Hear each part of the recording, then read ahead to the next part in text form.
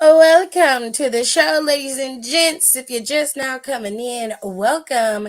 And we're about to get this thing kicked off. So let the intro roll so we can get this show started. Okay. Let's go. Welcome to the show, ladies and gentlemen. I am your host, your girl, the one and only Tiffany E, aka Sexline TV2. And I am here to give you guys all of the tea when it comes to wrestling and maybe a little bit of odds and ends in between there. So why don't you go ahead, go get your snacks, go get your juice, go get you a good drink, a good glass of wine if you can drink it. If you're underage, don't be drinking, okay? Go on and get you some juice or something and sit back and listen as we kiki and holler about wrestling. Because over here, you get a plethora of things when it comes to my show, okay? You get wrestling commentary. No benefit of the doubt. Dr. Phil say don't do that. Dr. Phil say when somebody show you who they are, and so did Maya Angelou, believe them. Them two hoes are snakes. They been snakes, and them hoes was like that when you got there, and they like that now, so fuck them both. And they did the right thing by letting them headline WrestleMania. They most definitely deserve to headline WrestleMania. And that is how you close a mania. What else we get? You'll also get a weekly recap of every single show that WWE has to offer. Monday Night Raw after show, NXT after show, and of course a Friday Night SmackDown after show. You'll also get a recap of all the Big 5 PLEs. I even do the Saudi shows for you. And then, if it's good and worth the time, I may even throw a little AEW in there. But of course, I will do my best to make sure I recap as many PLEs as possible. If I don't have it, then I'll throw it to one of my friends who do know it. We also cover pop culture, and we have really good time over here with lifestyle and just giving advice. So, if you're ready, it's showtime. And that is on the ancestors, baby.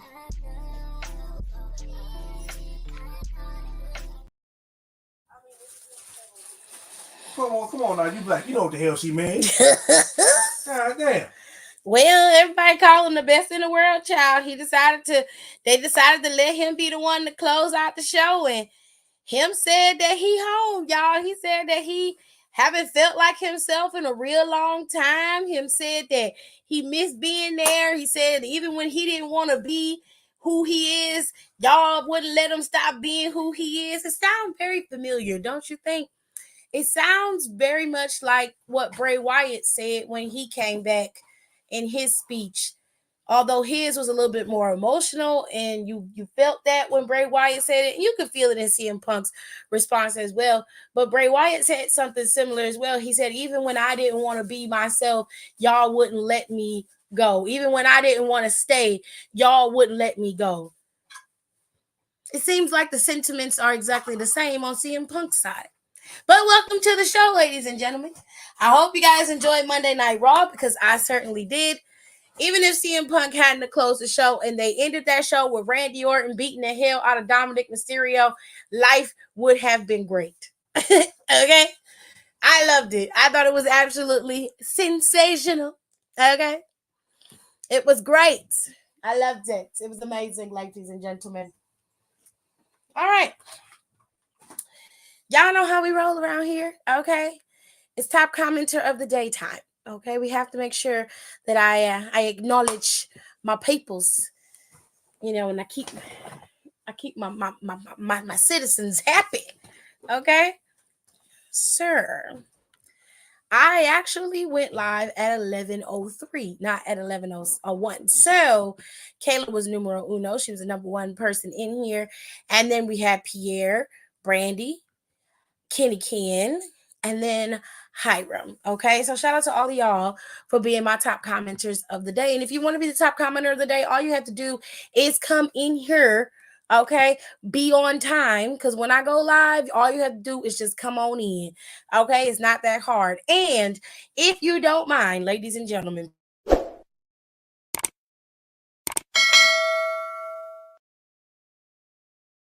it is very imperative that you rate, comment, and subscribe to the channel, okay? You won't miss out on important things. You also can become a member on the channel if you like. Membership is set at 99 cents. That's the lowest it can be.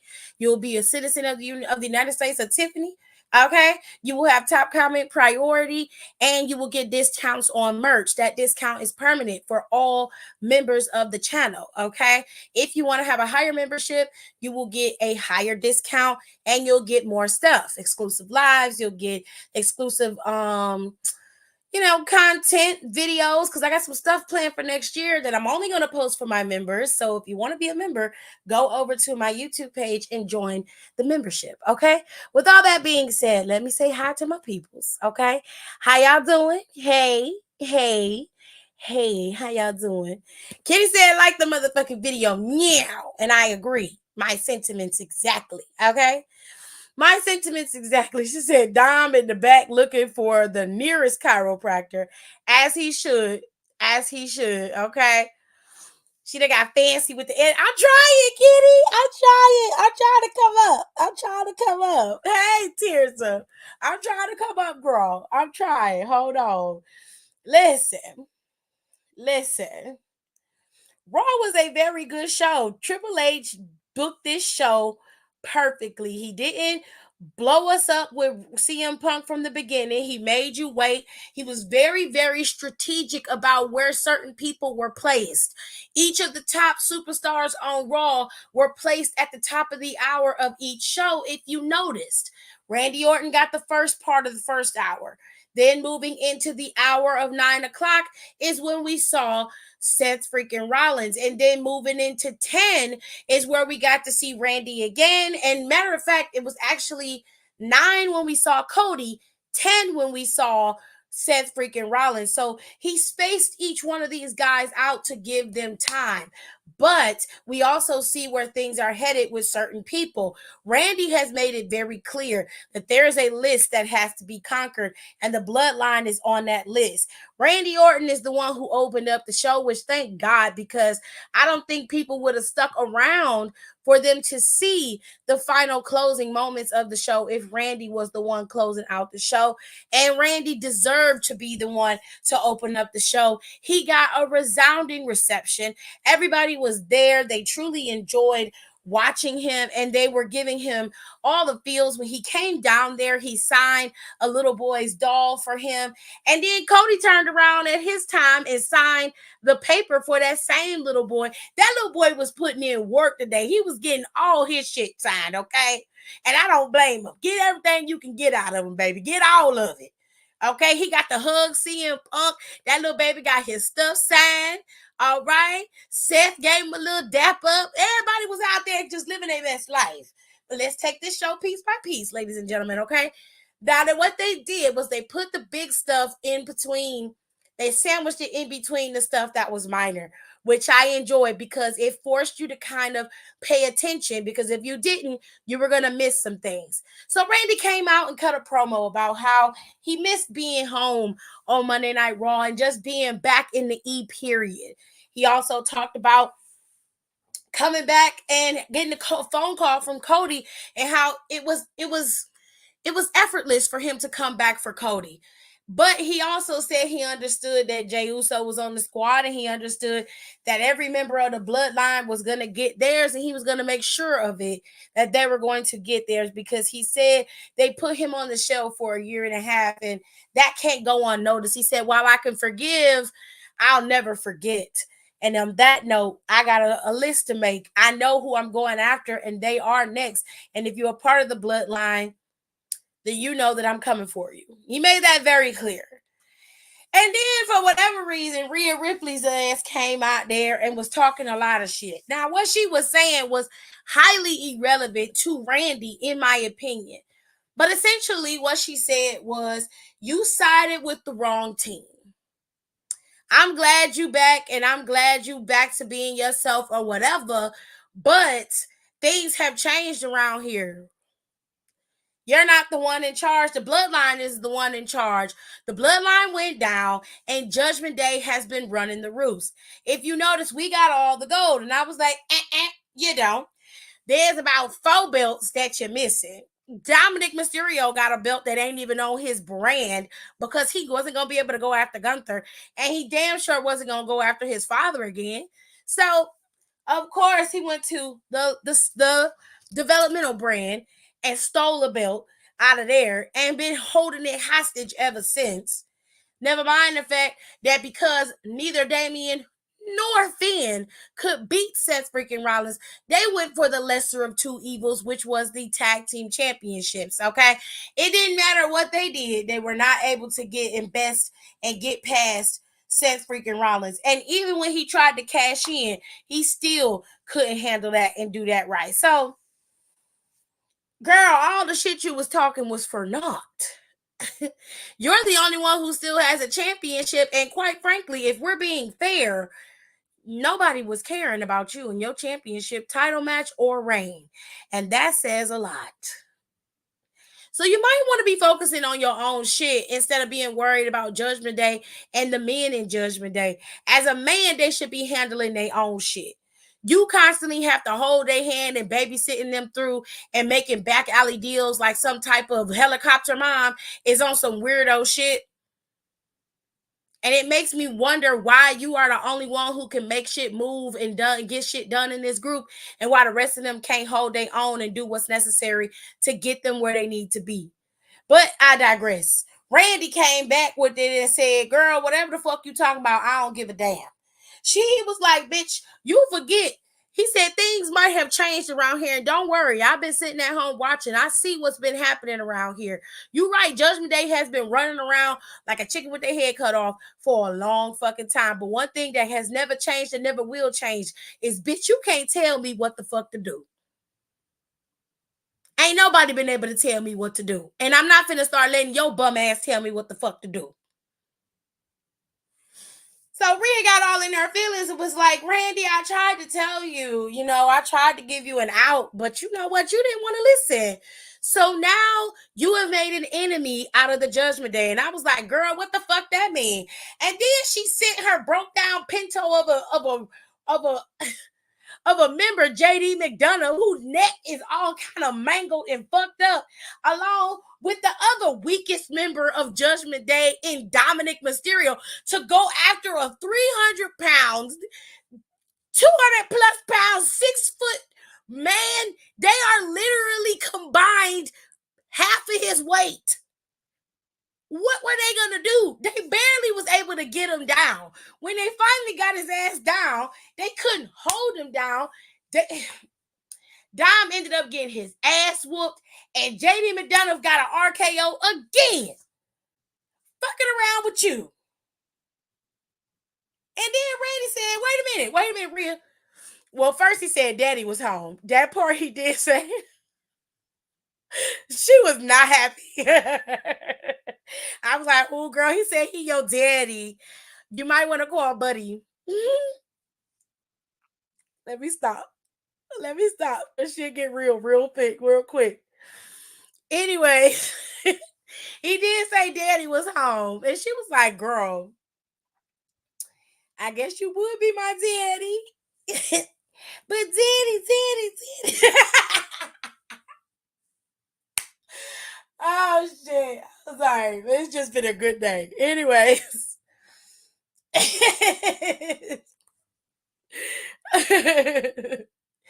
Look, Randy said, hold on. Before you leave, he said, Dom, don't go nowhere. Don't leave, baby. He said, listen, I definitely need to get my lick back. I want to have a little fun today.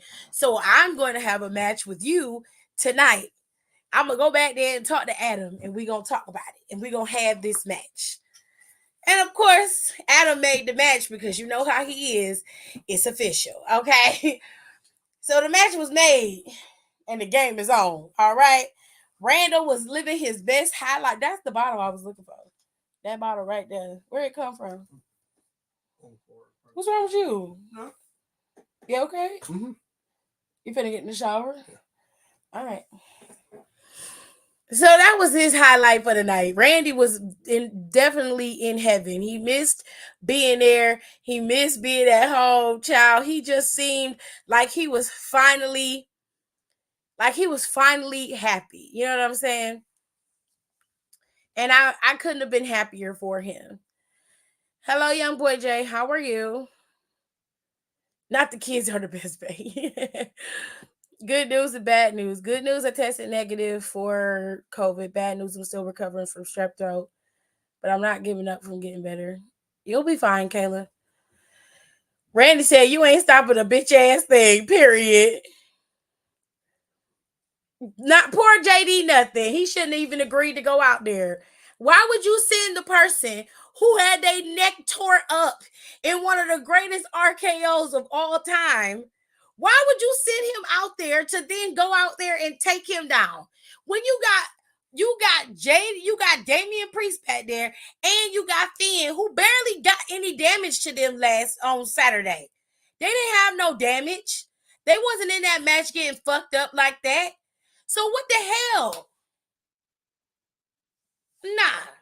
Nah. That was a stupid move. As a leader, that was dumb. It was dumb. RKO from the friggin' sky. That is a mess. Jail. JD stay catching strays. Okay. Just tore his little ass up. I don't know if it's the wine, but when Randy said daddy's home, I sat straight up. Oh, bitch. Stop drinking immediately. Let it go, B. Jeffers. Let it go. Of course you did. Ooh, child. B. Jeffers nasty. That's how that song go. But titty. Child, that soft ass neck brace head was moving more than a bobblehead. Stop. Child, it was a mess. Now we had this tag team turmoil match, which was actually pretty fucking good. Xavier looks cute with his hair like this. Anyways, we started off with Tommaso Ciampa and Gargano DIY going up against Alpha Academy, but this time it was Otis and it was Akira Tozawa.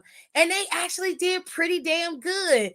But unfortunately, Alpha Academy could not best DIY, and DIY was able to pick up the win. So that was that.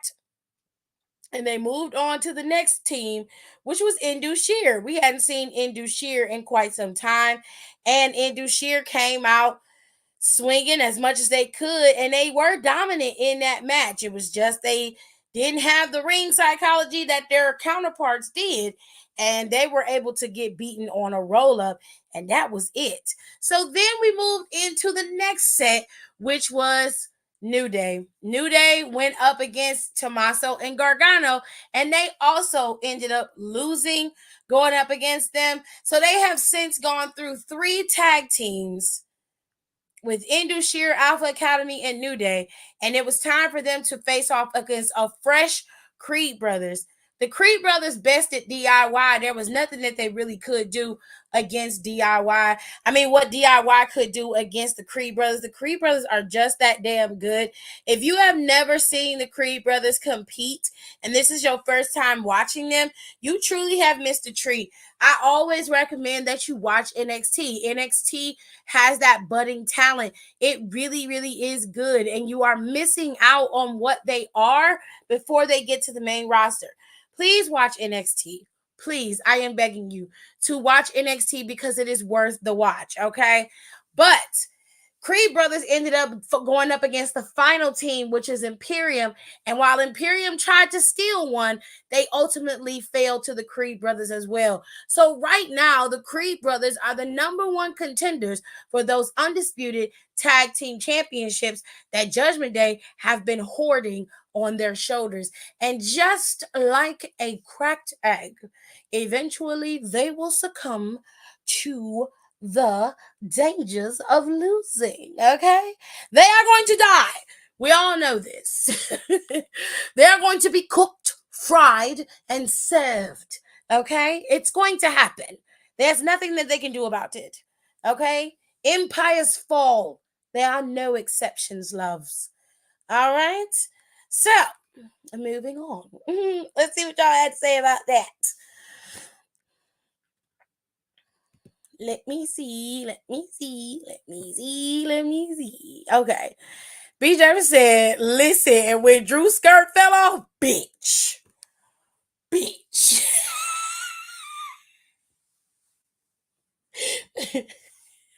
That man was in his drawers. I was losing it. I said, is you out here in your drawers? Is you out here in your drawers? I said, sir, what? Are you out here in your drawers, sir? Baby, Drew was standing out there in his boxer briefs. All you saw was peen and balls. And I said, wait a minute. Wait. Put that up. Put it up, sir. I said, he is out here bucket naked. And ain't nobody said nothing. Y'all ain't see this man's skirt pop off. Y'all didn't see that? Lord have mercy. I said, today it's just a whole kiki. It's a whole kiki, child. Drew's a whole mess. Not the scream you scrumped. Scrum her purr.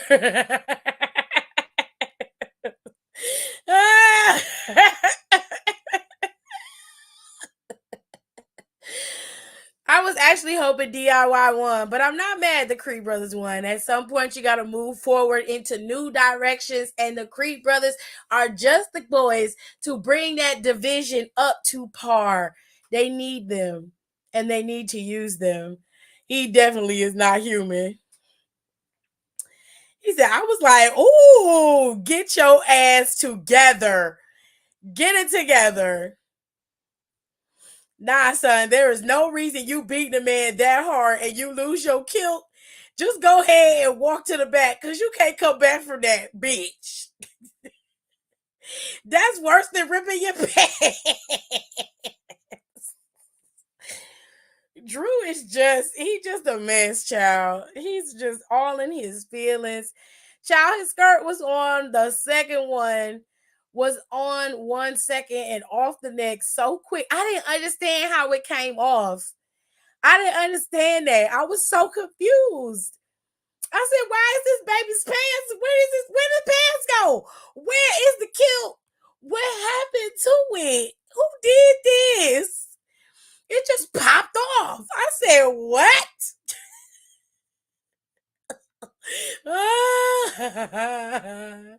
I didn't see it, but I'll see it tomorrow. Girl, they probably gonna edit that out.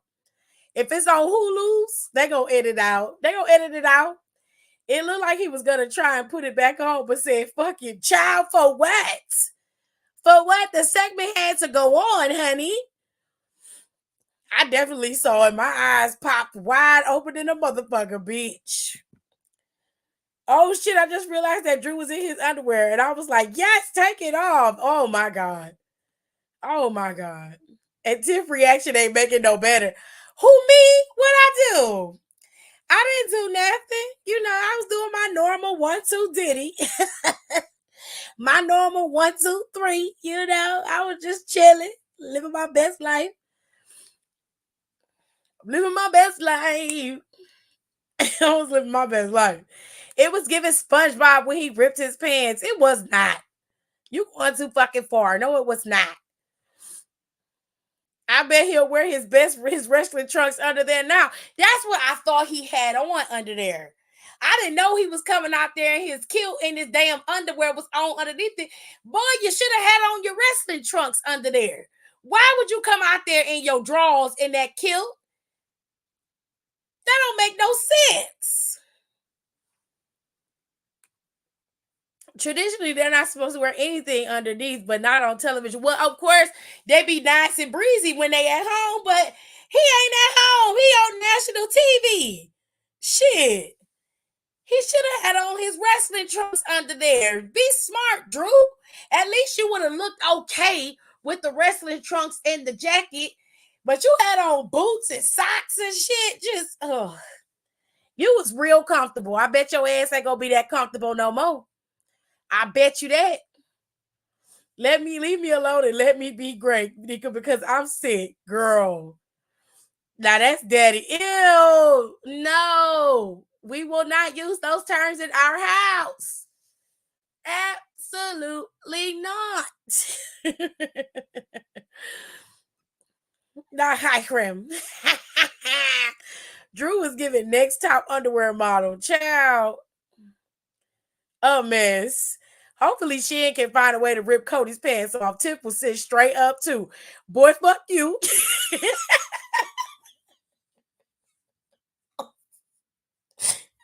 I don't want to see what Cody look like with no clothes on.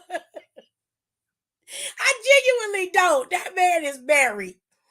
I am okay with him being where he is and enjoying what I see from afar. That man is a married man with children. I am not obsessing over him like that. Because you ain't shit for that. That was them fruit of the looms. Next, child. Hey, AC2. Shut up, Nicole. You shut up. you shut your mouth. You shut your whore mouth. You shut it. If Randy can call himself that, then I can call Drew that. I'm not doing that. I'm not calling no man no fucking daddy. I'm not doing that. Stop it. Stop it. All of you. Cut it out. Shut up. Shut up, Nicole. You shut your mouth. Shut your whore mouth. Nobody's calling Drew daddy. I'm not doing that. I can't do it. Hey, AC2. Hey.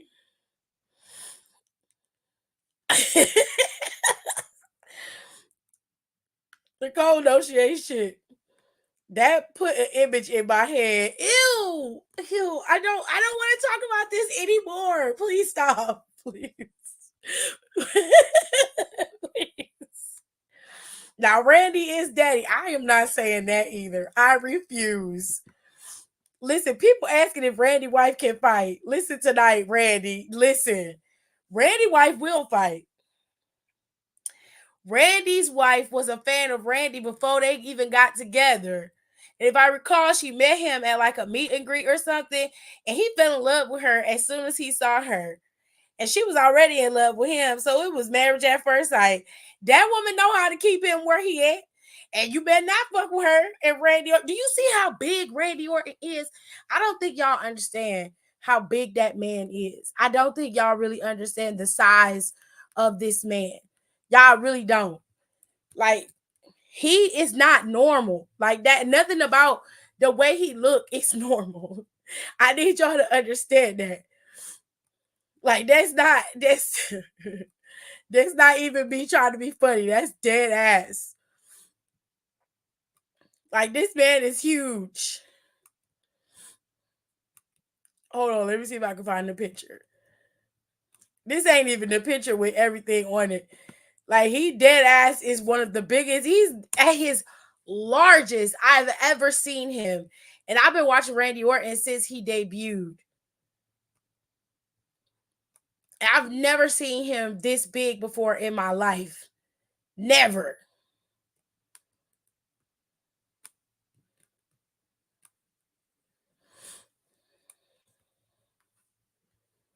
Never seen him this big before. He is huge.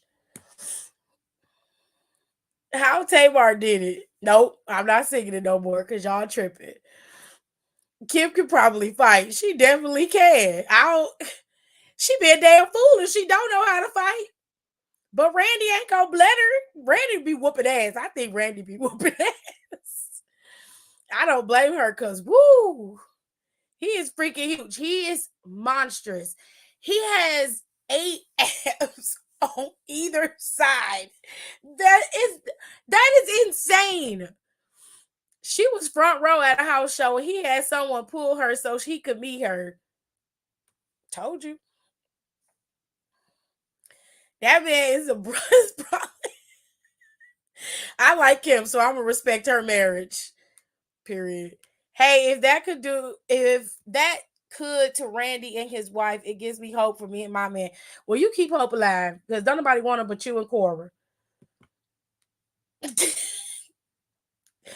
You and Cobra the only ones who want him. And make sure when you get him to tell him to stop putting that tanner on so dark. Okay? Tell him to lighten up on the tanner. It's okay for him to be pale. That's how he came here. He didn't come here golden brown. Okay? It's okay for him to be a little pale. Yeah, he be acting like he was baked over a little bit too long in the oven. You know what I'm saying? You're like, damn. The fuck? Let me finish this. You motherfuckers won't let me finish. The Creed brothers are now the number one contenders for the tag team championships. Okay. Moving on, we're going to talk about some stuff that happened backstage. All right. So I want to talk about this before I forget it. Randy made it very clear when he was out there that he going after every bloodline member. He made that very clear. There was a very poignant part of that conversation in his promo. And well, Jey Uso took it upon himself to go up to Randy while Randy was preparing for his match tonight. Towards the end of the night is when this happened. And basically he told him, look, I appreciate you for coming and looking out for our team in War Games. It meant the world to everybody, and it definitely meant a lot to me.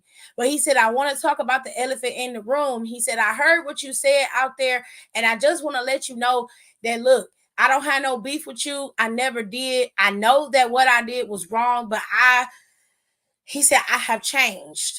I'm a different person. But if you feel how you feel, I can't be mad about that. And Randy just told him straight up. He said, listen, what I said, I meant. But that was for people who are a part of the bloodline. He said, I've been watching Monday Night Raw and I've been seeing you, and Cody trusts you. Cody brought you here because he saw something in you and he felt like you deserved a second chance.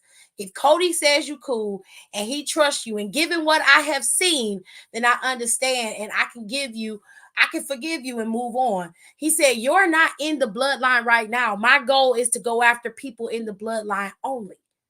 So for right now, you and I, we're good. And I was like, I had to breathe a little bit. Jesus. I was like, thank you, Lord. Thank you, Lord. Thank you, Lord. Because, baby, we was about to die. I was like, oh, my God. Po Jay, he didn't even get to live. He didn't even get to live, really. You can have Cheeto Puff. You the only one that want him. Besides you and fuck ass Cobra, don't nobody want him but you and fuck ass Cobra. That RKO is coming. And like I said in the group chat earlier, if it happens during Jay versus Seth, I'm going to fall out. Child. You said Randy finna take that head off, but not now, but it's coming. No, because I tell you how Jey Uso gonna lose this match with Seth Rollins. That match is gonna end in disqualification, and it's gonna because of bitter ass Drew McIntyre. It's gonna be because of him. Drew McIntyre ended up coming out there after they had Seth come out there, and Seth, he was cute today. He had on his little full motorsport looking outfit.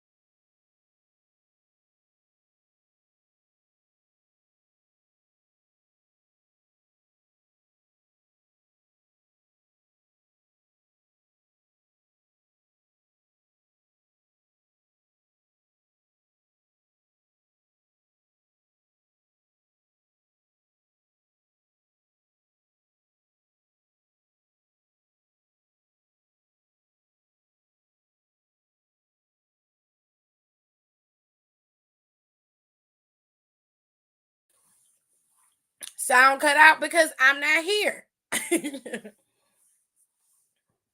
Obviously. But I'm here now, so you're good. Now, what was I talking about? Randy. No, Seth. I was talking about Seth. Okay, so Seth was saying that he don't give a fuck about what you're talking about with CM Punk, and he don't want to hear nothing else about him because we ain't here to talk about his ass. We talking about me and what I've been doing and how I've been going. So he said in the ring, and he was like, I'm getting that itch again to defend my championship. I want to get some shit going. I want to shake some tables. I want to shake up a few apartments, a few homes, a few condominiums. I want to tear up some villas.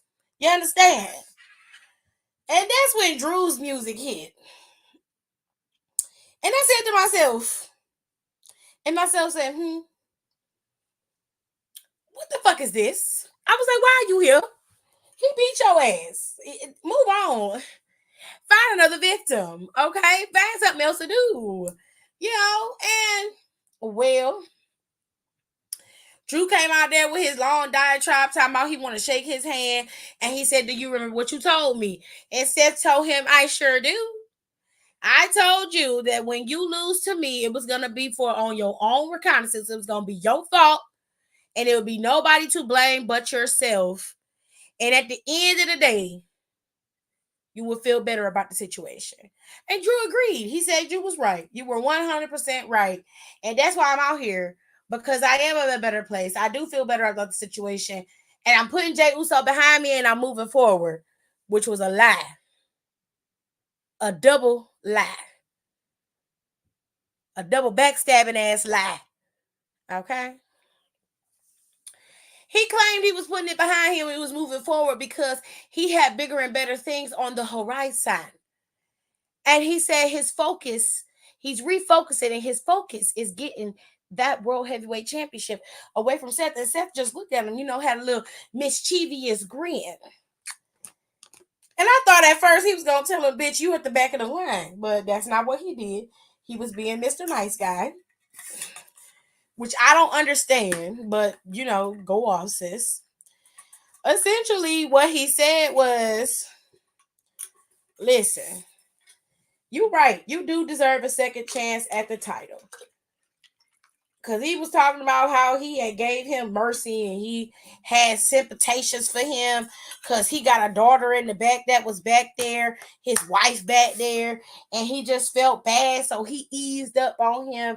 And I was like, are you trying to say that you gave this man this championship, that you didn't lose it on your own reconnaissance, that he didn't beat you fair and square, that you beat yourself? Is that what you're trying to say? That you had sympathy and empathy for this man and his pain that he was in, and yet here you are demanding or asking for another title shot. Something in the milk ain't clean here, little baby. But whatever makes you happy, whatever makes you happy. Okay? So Seth agreed, and he said, you know what? You do deserve another title shot. And if I'm being fair, Drew, there are a couple people who are ahead of you. And that's why I came out here, actually, before you so rudely interrupted me. I came out here to announce that next week the title's going to be on the line, and I'm going to be defending it next week right here on Monday Night Raw. And the crowd went wild, singing a song and living their best life. And then the clock struck 12 and the Cinderella story came to an end because Drew, in his infinite need of knowledge, asked our effervescent champion who his next opponent was going to be. And well, do you not know the name that was called? Say it with me. Come on. You know the words. 2 little words. He said, well, Drew, the next person in line is Jey Uso. Drew McIntyre's face went from admiration to pure rage and anger. And I said, are we jealous? I said, now I understand what's going on here. This ain't about no fucking championships. This ain't about costing you opportunities. This ain't about none of that. You are jealous of that man and the success that he has been able to have for the last 6 months. You are mad and in your feelings because the world is behind Jey Uso. The world is giving him the pathway to success. And you're mad because your path had to veer off to the right so many fucking times you didn't know where you were going to end up. You're mad because when you finally got the opportunity to be at the pinnacle, to be the man, to be the guy at the top of the mountain, all of that joy, that love, that admiration, the screaming, the hollering, that was taken away from you by something that was out of your control and WWE's control.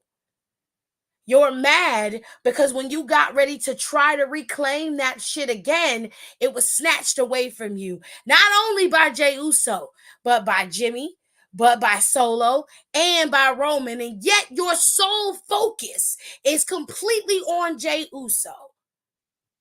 And I don't understand it.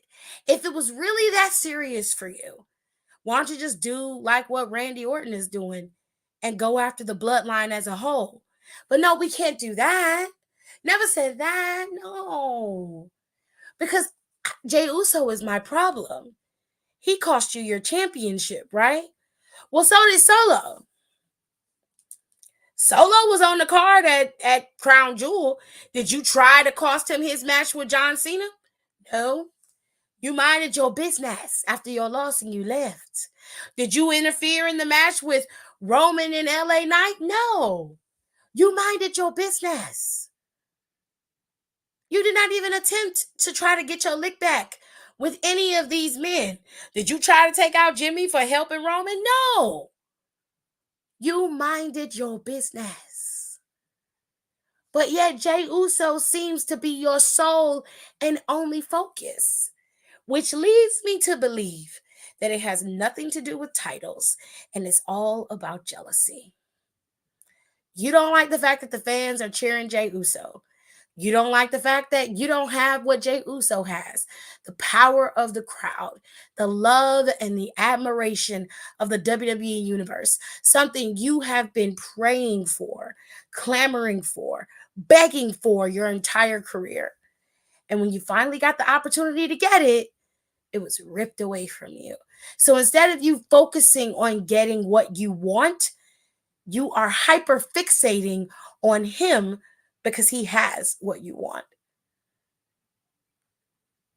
It's a sad day.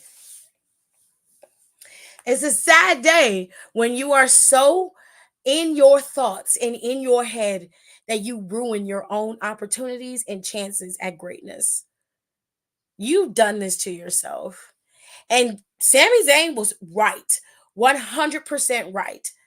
After you decimated Seth freaking Rollins or attempted to, Jey Uso came out there with the save and they both took you out. And you was standing out there half naked with your twig and berries out looking like a damn fool. Then you go in the back and Sammy caught you and he told your ass the truth. He said, you are out here acting a damn fool. What is wrong with you? What is your problem? He was like, you don't know what I've been through. Sammy's like, I don't know what you've been through. I don't know what it's like. He said, everything that has happened to you has happened to me. Opportunity at being champion, it was ripped away from me. I lost in front of my family and friends too. My wife, my kids. I lost my championship opportunity. I was out there. I had an opportunity to go up against Seth freaking Rollins. I almost had it. And I lost that match in front of everybody. So everything you have had an opportunity to get, I've had, and I've lost it the same way that you have. The only difference between you and I is that when I lost with grace and dignity, and I picked up and I moved forward. I didn't dwell on it like a little spoiled brat. Well, Sammy had a point. And that didn't go too well. But Sammy also said something else. Sammy said you have everything going for you. You're 6 foot, 300 pounds, you're solid muscle. There's few people who can do what you can do in the ring, and still the world holds no joy. At this point, there's no pleasing you. It's either got to be what you want and now, or you're going to have a whole temper tantrum and cry and whine and bitch about it. And quite frankly, it's just disgusting. And I, for once, agree with Samuel. He's absolutely right. Drew, what is it? What are you mad about, really? Because you have opportunity after opportunity after opportunity. And because you can't get the job done, you want to go curl up in a corner and blame other people. It's not my fault. It's your fault, babe. It's because you don't have the mental fortitude to do what is necessary to keep yourself relevant, to move forward without a title, without anything backing him but himself. Jey Uso has managed to make himself one of the top 5 superstars on Monday Night Raw. This was before the CM Punks and Randy Ortons got back. He was the one who was manning the ship. He was the one keeping those ratings up and moving things forward while you were too busy running around with your sword, sticking it in the air so everybody can see it and bitching about something that happened a year ago.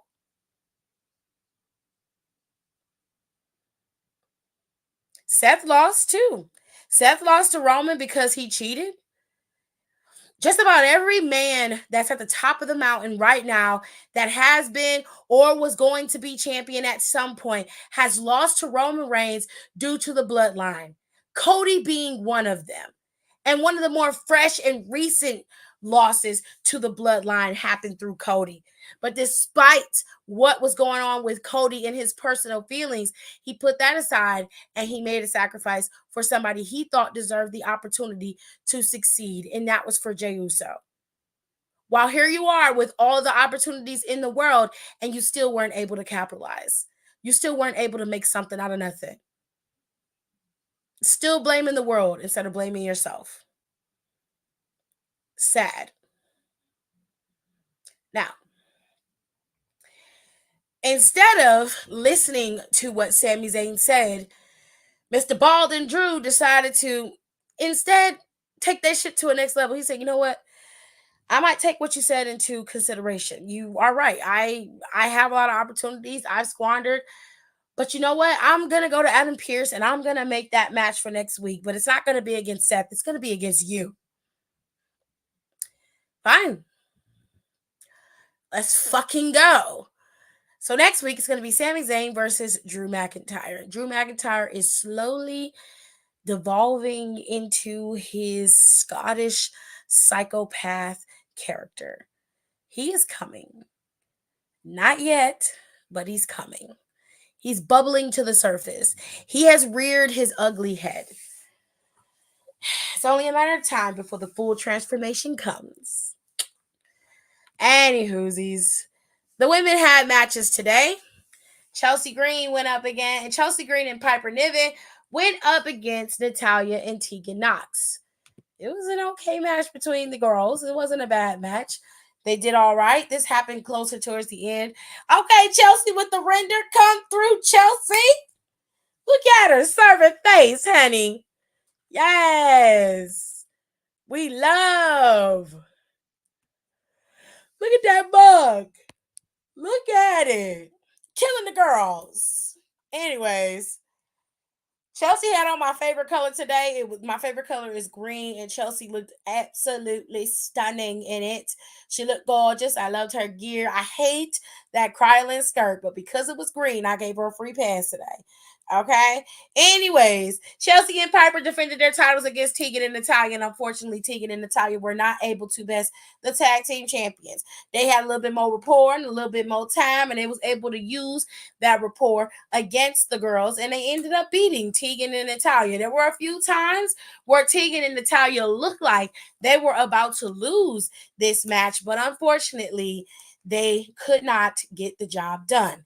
Now, the other women's match that was on the card was Zoe versus Nia, which was also a very good match. You see, Zoe was in the back talking to Shayna about how she almost bested Rhea Ripley. And of course, Nia Jax decided to come in and pour a little salt and lemon juice into that wound. She basically was like, I came here, put everybody on notice. And of course, Rhea didn't want to go up against me. She wanted to go up against you. And I was like, girl, you had an opportunity just like the rest of the hoes to win an opportunity to be in that match and your ass got kicked. So don't make it seem like Rhea just chose Zoe. Zoe was chosen because of the damn battle royal that your ass was in. You were there, ho. So if you had been the big and bad wolf that you claim you are, then you should have blew all them other hoes out the water, and you didn't. They ganged up on your big ass and took you out, as they fucking should have. The fuck? I'd have took your ass out too. The hell?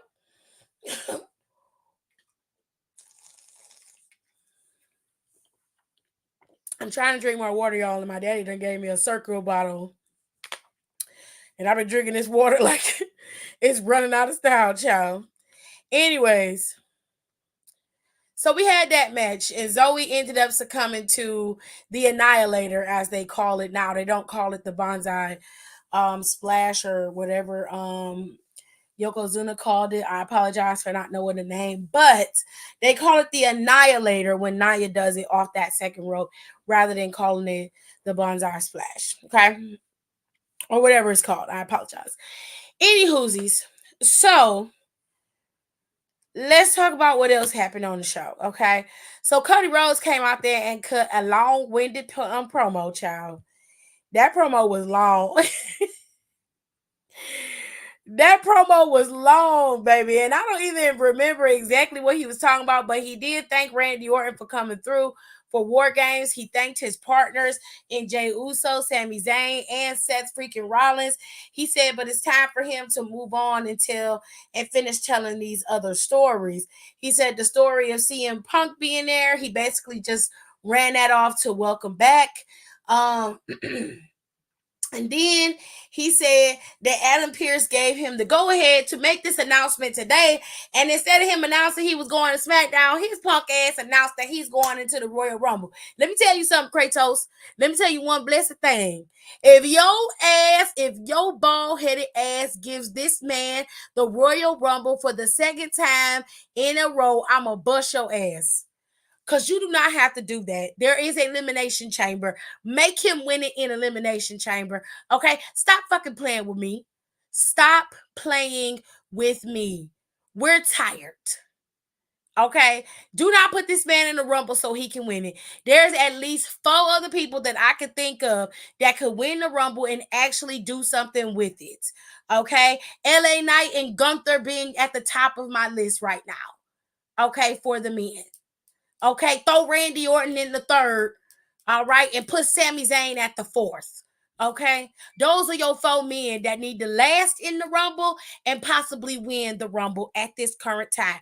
If your bald-headed ass gives this Rumble to Cody Rhodes, I'm going to be on your ass like white on rice.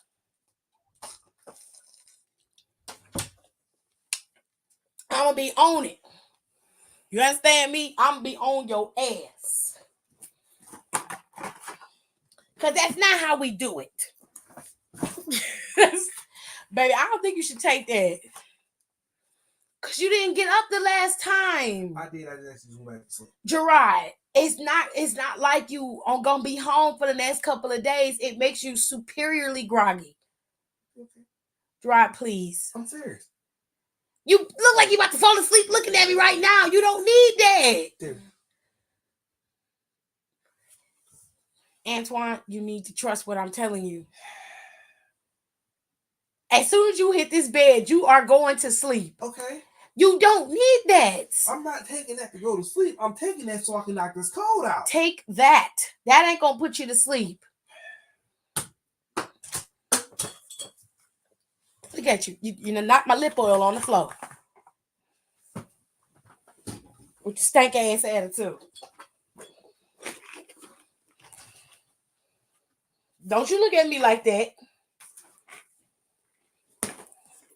Give me this. Let it go. Oh, Nicklet. Oh. Snatching his broom. You the one who snatched you, boy. I didn't snatch it. I held it in my hand because I knew you was gonna snatch it out of my hand. You an embarrassing. You are embarrassing me right now. You cutting up on purpose. That's all right. You gonna need me. I'm telling you. I'm gonna be like, nerd.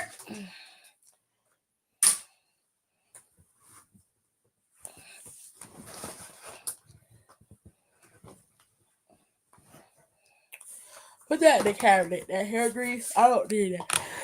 Alright. Let me get these comments in here. Right distracting me. So now I don't even know where I was. Blame that on me. You did. Hey, let me take my medicine. Oh, fucking hell. Just to say his ass was gonna be in the Rumble. It was so long. It was so long-winded. That baby can't help it. He just can't. He can't help it. He better fucking not, girl. He better not. He probably gonna lose the Rumble being in the chamber and winning. I'd rather he win it in the chamber, to be honest with you. I don't want him to win in the Royal Rumble. I don't want that. I don't want CM Punk to win the Rumble either. Hell, he just got there. Oh, for fuck's sake. And she probably right too. I hate it. I hate it. I hate it all.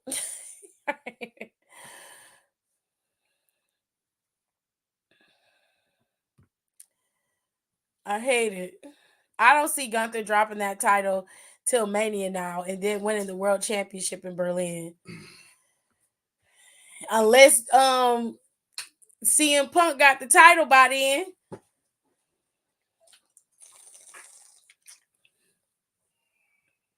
I don't think Gunther's going to win that title in Berlin. Quite frankly, I don't think Gunther's going to get that World Heavyweight Championship until they go to Mania. He'll get it at Mania. I've seen Triple H do worse. So y'all can have faith in that man if you want to. I don't. I know better. Shit. I know better. Shoot. What else happened on Raw? What did we talk about? We talked about Randall. Damian Priest. Let's talk about Damian. He's not in the best of moods at the moment, love. He's very hurt. You know, he let his team down. He's very hard on himself. He says he went back there as they was all talking and Rhea was petting her pet Dominic. And he said, all right, they talking to him and they ain't got no animosity towards him. Everybody is just like, you know, okay, we got to strategize for tonight, you know, so Randy, you know, can, and we got to go and check on JD because JD got hurt. You know, we need to regroup and strategize and try to get this back on track so we can be at the top of the mountain again. This was after R-Truth had came in there with them Swiss roll, them strawberry jelly rolls and was tearing them bitches up, had sugar everywhere. Child. I thought that was before. Oh, yeah, it was before, so I'm sorry. I promise when I'm done, I'll move, okay? Y'all right? Mm-hmm. I'll be breathing on me. You got the sickness. Anyway, he do shit. Ain't gonna make me sick up and through here. Anyways, child. So they back there and he's standing there. He ain't listening to nothing nobody's saying to him. They call him. He turns around and he like, yeah, I'm good. So let me hear it. He said, go ahead and say it. He said, I was the leader of the team and I took the pin. I let the team down. So I know y'all want to come at me. So come at me, bro. Let's go. And it was like, Damian, look, shit happens. You know, we're not mad at you. We're family. We all lost that together. Nobody's blaming you for anything. And he was just like, I know. But they was like, nah, like, you need to hear that we're family. And If one goes down, we all go down together. Nobody's blaming you. Nobody put the blame on you. Nobody's saying any of that. We just need to regroup so that we can strategize and get our group stronger than ever. That is all. We got Randy Orton to contend with and deal with. Cody's on the roster. We still have to worry about Seth. You're still sending your money in the bank. We got too much shit to worry about for you to be sitting up here wallowing in self-pity about some shit that we just could not control. We didn't know Randy was coming. We thought he wasn't. So we thought we had the upper hand. They caught us slipping. We move on. He said, okay, you know what? You're right. Let's go check on JD, make sure he's all right in the training room, and then we gonna go. Now, see, here's my thing. My thing is this. When you are a squad like this, and one of the team members goes down to go in the training room, why don't none of your enemies go in there and jump that nigga? Because if it was me, and I was on the opposing side of Judgment Day, anytime I would catch these motherfuckers by themselves, oh, it be on fucking sight. I would be whipping asses. Do you understand me? Nobody would be safe by themselves. They would be walking in twos. It'd be a buddy system all fucking day with me. Everybody I know would be on your ass. I have all my homies and my homies whooping your ass. Because there ain't no way.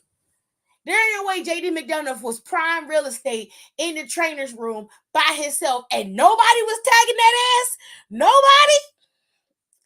And he halfway broke down with a broken neck. Bitch, I'd have took his ass to the night water. Do you hear me? I'd have took him out, okay?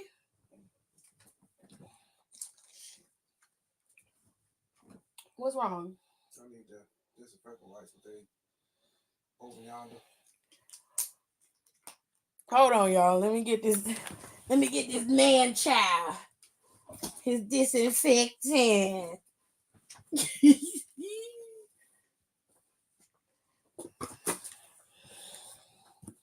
Here, what do you say? Thank you. You're welcome. Ooh, he's so stank, y'all. He's so mean. I ain't even do nothing this time.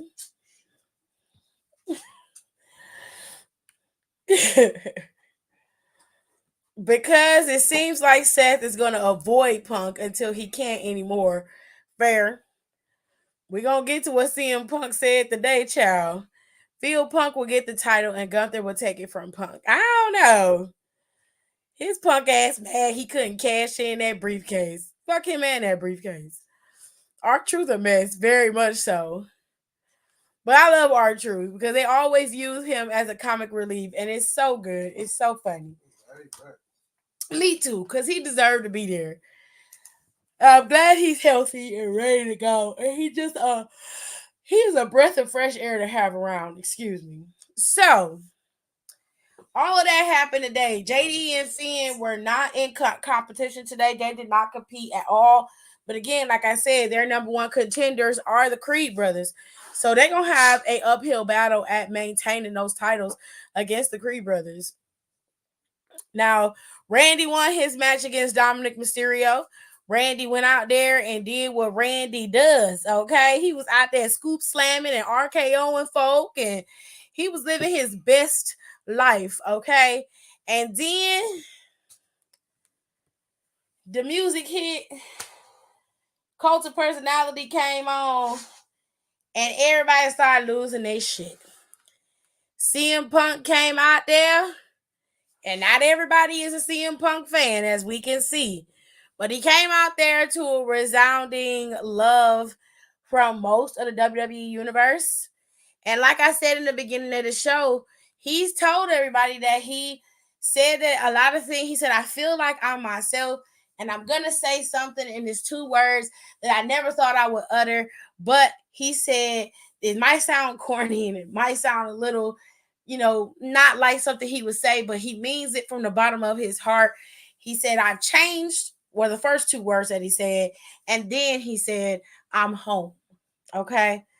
And he said that WWE has always been his home, but he had to leave to figure that out. And when he left, he saw some things and experienced some things. But when he came back, he said, this felt right.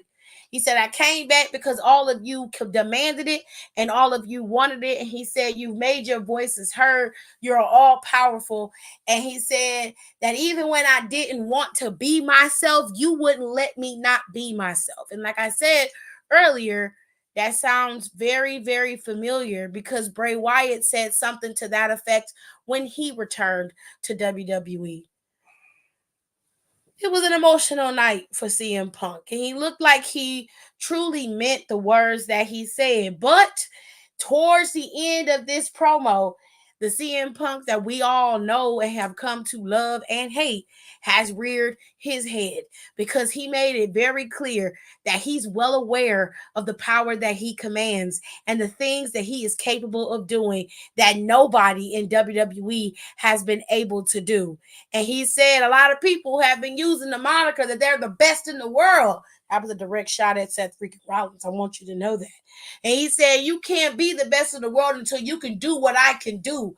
And you have yet to be at my level. And a lot of people are scared that I'm here. You're scared because I'm raising the bar. You're scared because you feel like you'll never be able to reach that pinnacle, that you'll never be able to attain what I've been able to do. But it is what it is. He said, I am the best in the world. I am here and I ain't going nowhere. So you just gonna have to get used to it. Well, the last words that fool said in that camera was, I ain't here to make friends. I'm here to make money. And then the camera cut off. And I was like, this motherfucker is a dirtbag. He is a dirtbag. On the 85th level, he is such a dirtbag. Like, he is not lying when he says he's been able to do things that nobody else has been able to do. This is not a lie. This is pure facts.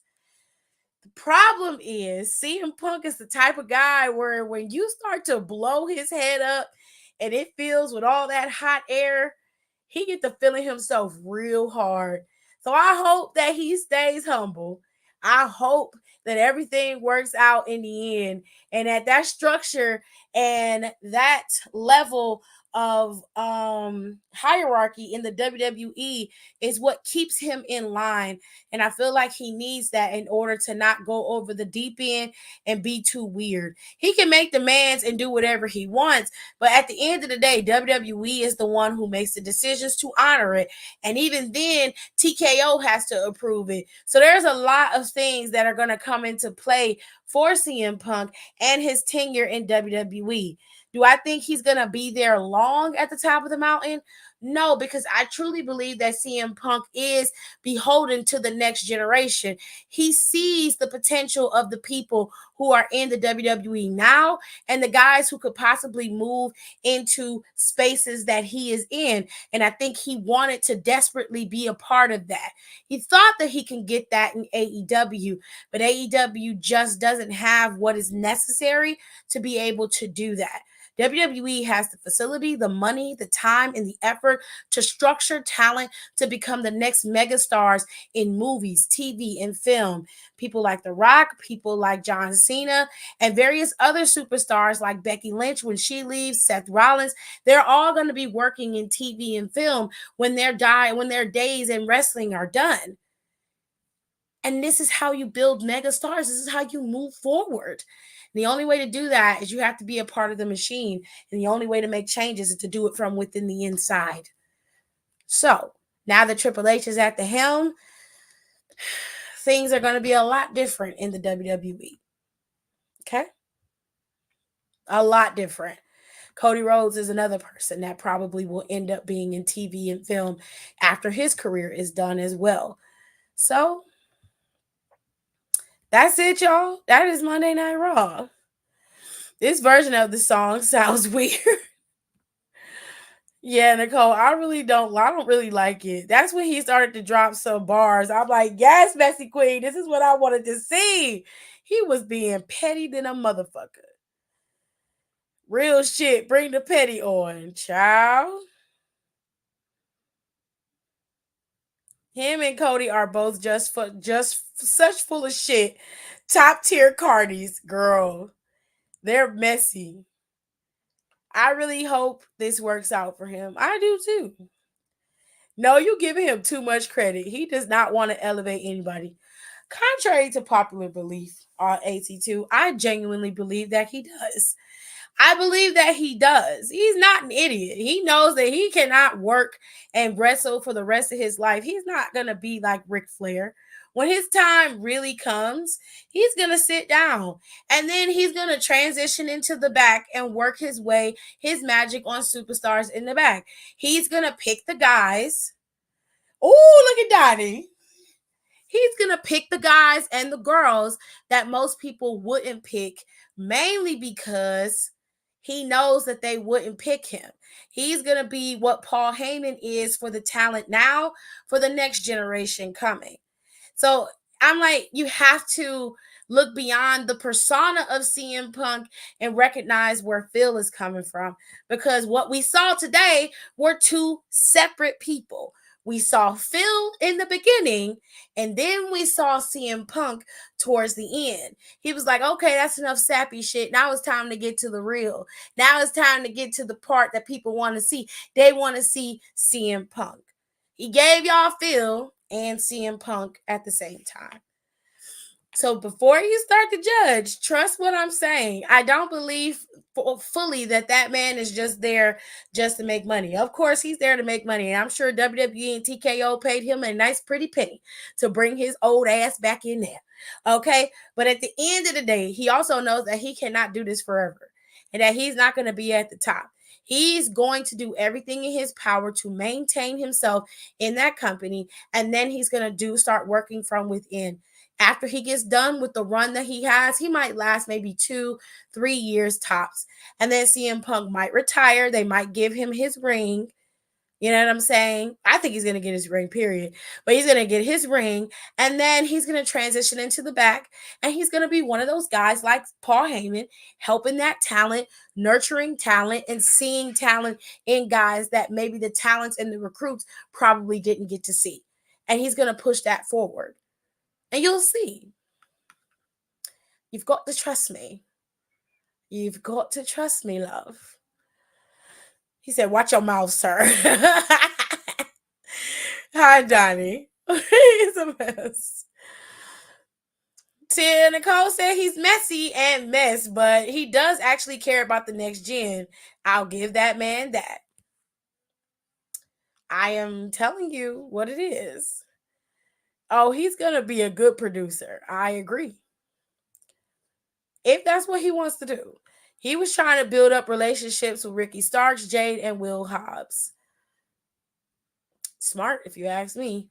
I'm glad y'all keeping hope alive. Interesting. You know what's funny?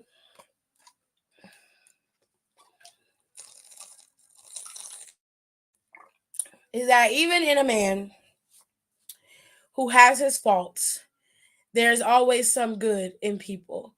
And if all you see is negativity in everybody, then maybe there is something about you that reflects from within him that you're seeing. Did you ever stop to think about that?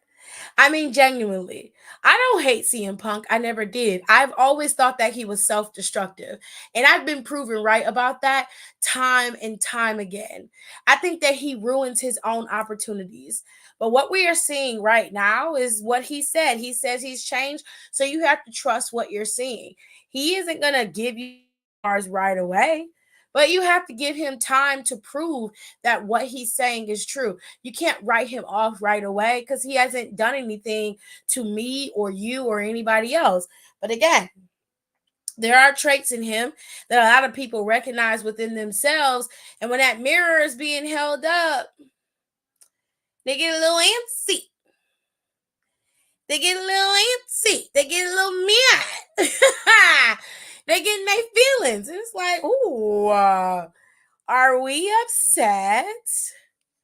He gonna go to NXT with Sean. I'm telling y'all now. Well, I don't have no problem with that.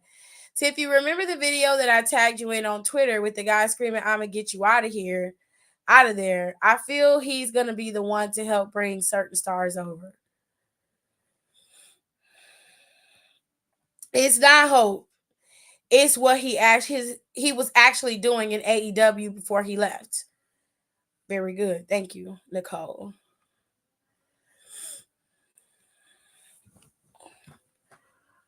AT2, I can't wait till you rest those words.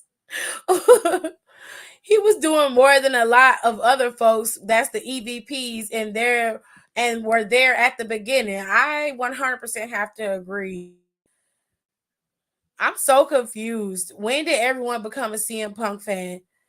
I'm not a CM Punk fan. I'm a realist. I'm not an idiot. I know what that man was trying to do in AEW. I saw what he was trying to do with Collision. Collision was a cohesive show, and he ran that show like it should have been run. People were being seen, they were being built up. There were storylines on there that were working, and it was better than Dynamite and doing better numbers. I know what CM Punk is going to do and what he's trying to do.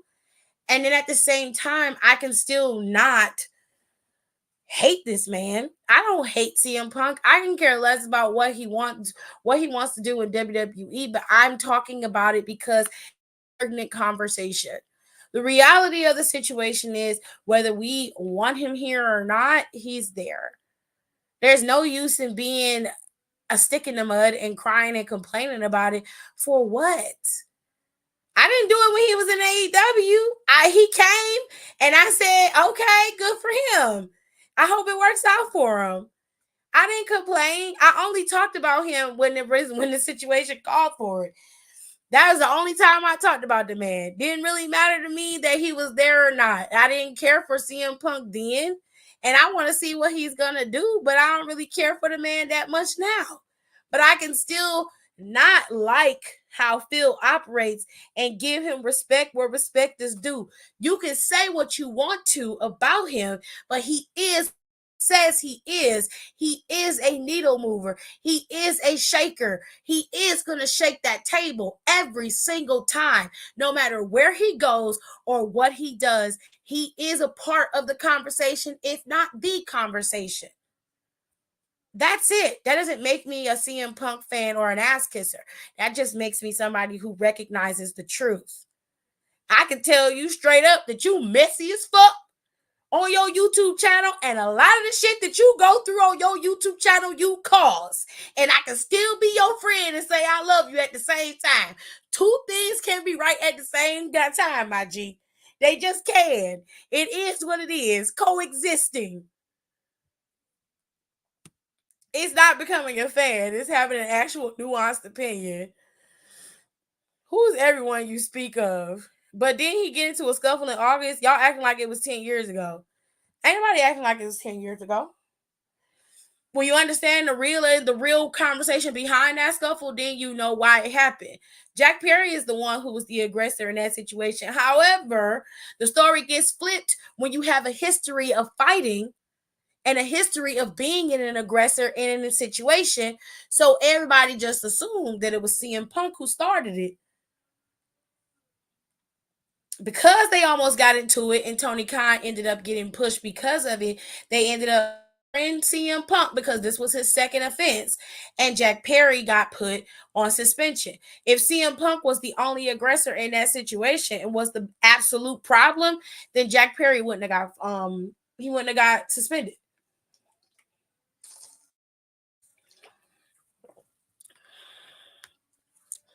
Is he messy and a troublemaker? Yes. But does he care about talent? Yes, he does. I'm not the biggest CM Punk fan, but I don't hate the man. Two things and more can be true at the same time. By the way, I don't hate him. Make your money. I've been a fan. Don has been a fan of CM years, so that's true. Shit ain't so black and white. That's where people get caught up. Big facts. I'll still drag him, but I appreciate the chaos. He's such a male Scorpio. It's insane. That what I said is the truth. Your messy ass be causing a lot of your own problems, your own issues. But then you be on there and you be talking your shit and popping off and going off, and then you be going through it. And be wondering why you be all types of fucked up. And then on the flip side, you still have good content and you still make your money on YouTube. So what's the difference between you and CM Punk? What's the difference? But that's why I said that mirror is looking real crusty, ain't it? You hold that mirror up, CM Punk is your mirror, ain't he? Because you go on there, you do the same thing he do. Be talking shit. You be on your YouTube channel, giving up all the tea, telling everybody business. And then you be real messy with it. Mm-hmm.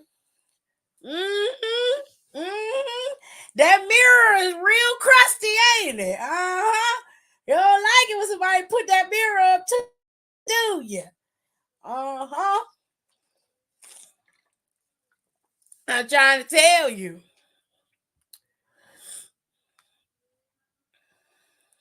And what do you think CM Punk is? What do you think CM Punk is? You think he's just a normal, regular man that pop up on TV every week? And no, he entertains people for a living, honey. The same thing you do. Thank you, Nicole. Thank you. He said, don't bring your reverse psychology over here. We ain't them dopes, period. So are you saying I'm CM Punk? I don't know how many needles you move, babe. I can't tell you that. I don't know your analytics or your numbers. So I can't tell you that. But I will tell you and him operate on a similar level. You know that mess brings chaos and that brings money. So you do what you have to maintain your money. Is that not what you do? Because that's what CM Punk does. The only difference is CM Punk walks in his truth and he knows what he's doing. You're trying to act like you don't do that, and you know damn well that you do. You can't be high and mighty on no horse when you're both standing in shit, baby. You can't do that.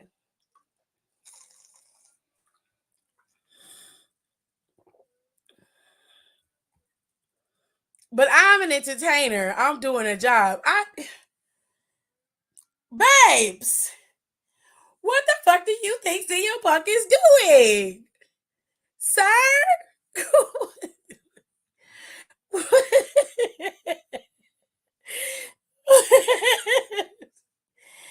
Stop, Chris. What the fuck do you think Phil is doing, 82? I'm confused at why you're confused. Same, different font, period. It's the same shit. Y'all do the same shit, honey. Shut up, Chris. Shut up. You do the same thing. What is the difference between you and CM Punk? Ain't no damn difference between you and him. You just as chaotic as he is. I can't believe it. It's the nerve for you. The nerve. And sit your ass over there and say some shit like that when you know you messy as hell. You know you messy. You know you love to keep up a good mess. Nicole said messy being messy and getting money for it. Let's stop. Period. Period. Because you know that's what you be doing. Now you know that ain't right. You know you ain't right.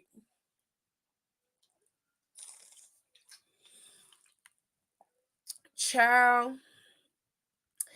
Anyways, honey buns. Okay.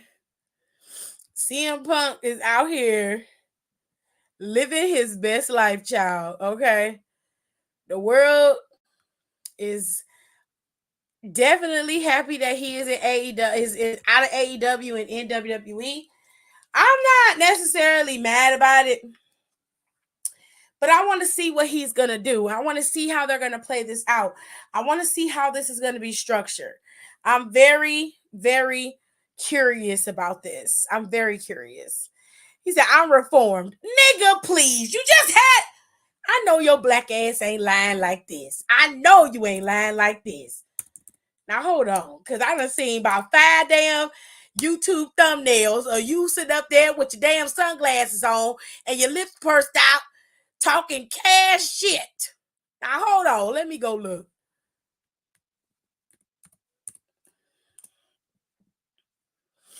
Cause you're lying. You lying your ass off. You just had one. You just had a video.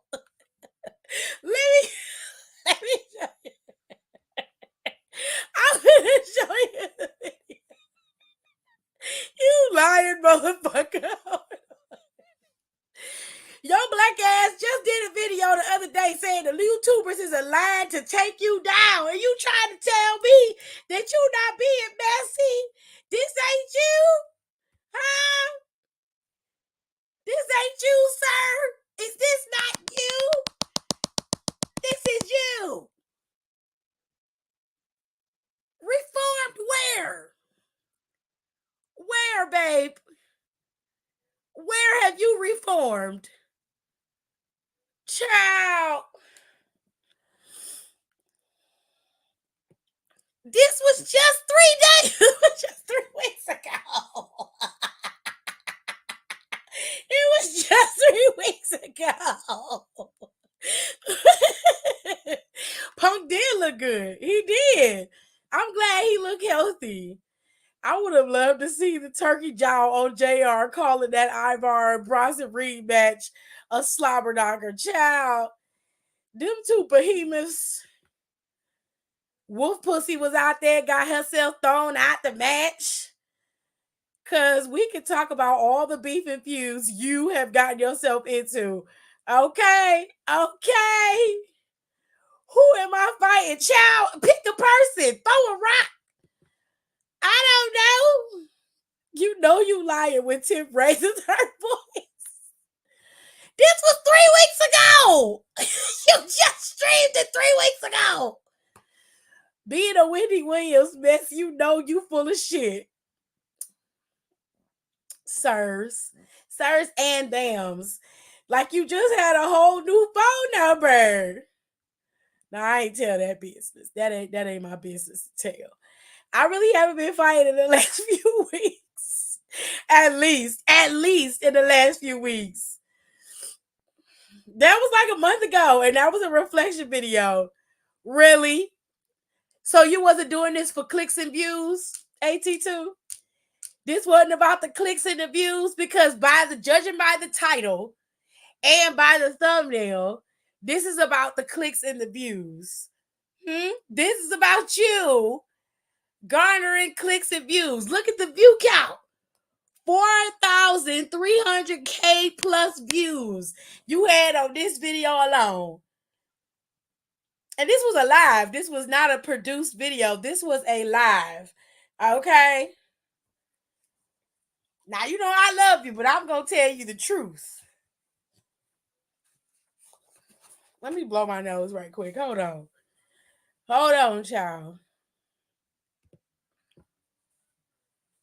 Still don't know my words, still stressing perfection. Let you all in my mental, got me looking too desperate. Damn, you ain't deserve.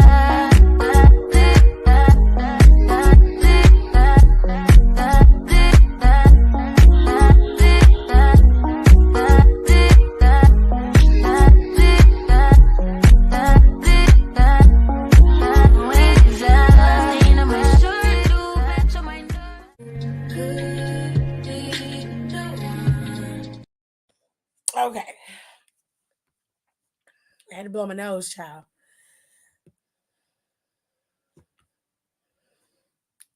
Yeah, not your point is pick a wall. But the point is you are always messy. Like, that's all of your content. Facts. They had some meaty gals on there too. Nia Jax, Bronson Reed versus Ivar Piper Niven. Please stop, Chris Burr. Please. Tiffany out here exposed. I ain't exposing him. This is public knowledge. That's not exposing. That's public. That's something you could go see for yourself. I'm not exposing nothing. I'm just calling it like I see it. Well, we all do YouTube for clicks and views, but I wasn't fighting. Baby, listen. I don't have half of the subscriber count that you do. Okay? But I do I do videos for clicks and views, but I also do it to state my opinion and how I feel about it. Oftentimes, I'm not fighting with anybody on YouTube or Instagram. After a while, if somebody say something I don't like, we might have a little back and forth. If I don't feel like talking to you about it or I don't feel like arguing, I'm just gonna block you. I done blocked like 20 people within the last couple of days. I haven't had to do that in a while because my Instagram was pretty much my little corner of heaven until one of my videos blew up into this massive entity, and I've gained new followers and new people are coming in with new personalities, new opinions. So it's causing things to clash. But people who are coming in saying weirdo shit, I usually block them right off the cuff. I don't even give them no conversation. My thing of what I was saying about you and him is that there are things about, or at least the way he operates in terms of his persona. Because, like I said before, all wrestlers have a persona, and Phil's persona is an exasperated version of his form of himself. So, CM Punk is a very mouthy, always at the ready, a shit starting type of character. He just has that way of getting under your skin, and he just is really good at it. He's really good at it. And he's like, I'm the best in the world. And he probably is mediocre compared to like 50,000 other superstars, but it's that bravado and that working man's attitude that's gotten CM Punk to where he is. The reason why I said that you and him have very similar traits is because he knows how to command the audience that follows him, and so do you. You post consistent videos every single week, and you talk about everything from the shit that come out with the news. You talk about that, and you talk about the stuff that you know keeps bringing people back to your page. The Jaguar Wright videos, the Tasha K videos, the YouTube mess and drama. That is where your bread and butter lies, so you do what is necessary to maintain that, and also to maintain the persona of AT2. Even when the mess involves you, you will capitalize on that. What is the difference between what you do and what CM Punk has done? Now, don't get me wrong. I'm no CM Punk diehard stan. I know when to call him and when to fold him, okay? CM Punk has a rapport and he has a command of this audience in the IWC. Does that command translate into mainstream media? Not so much. But in this day and age, it's very possible. It's very possible that that can happen now that he's back in the E. I don't believe that CM Punk is a fool.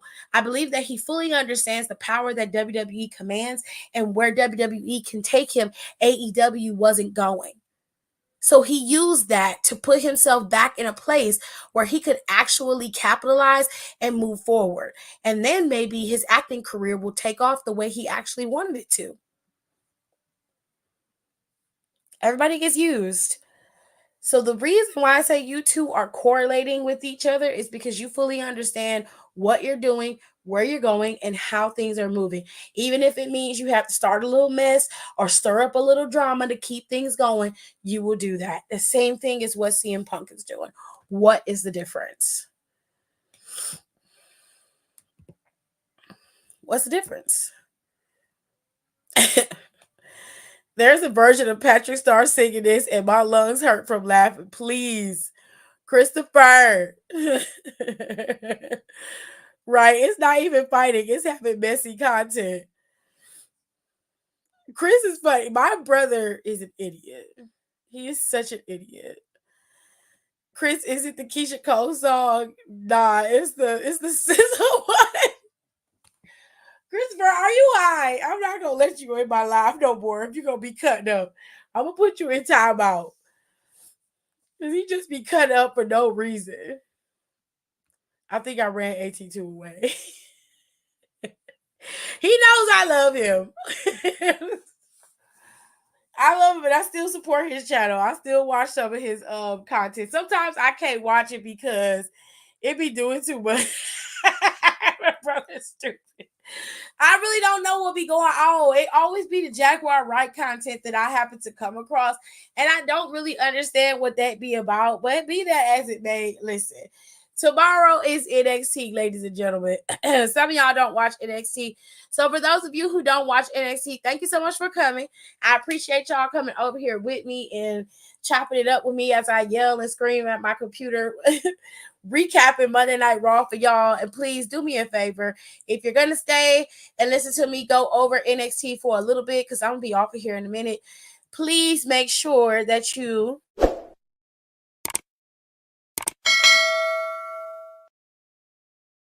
Okay, please do that. It really helps my channel. Rate, comment, and subscribe. All right. This boosts the channel. Share the content. Please make sure you share everything. If you want to subscribe to my members, you can. It starts off at 99 cents. It goes to $2.99. There is codes on there for the members, for the citizens, for the tourists of the United States of Tiffany and the citizens of the United States of Tiffany. The codes on there vary by your membership tier. For the code for the tourists, you get I think it's 10% off or 15% off.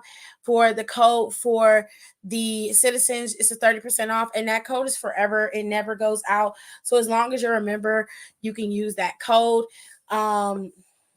Okay, so be sure of that you can utilize the code when you're buying merch from me. My merch is on fourthwall.com. I will make sure to have a video prepared for my merch stuff very soon. Don't worry. All right, but for now, we're going to talk about NXT. Okay.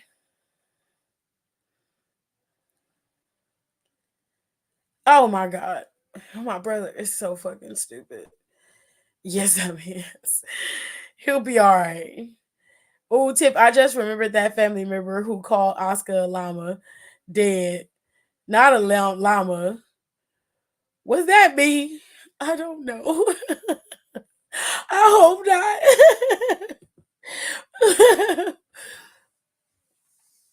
All right. So NXT is going to be coming on tomorrow. All right. And they already announced who gonna be in the damn qualifying matches.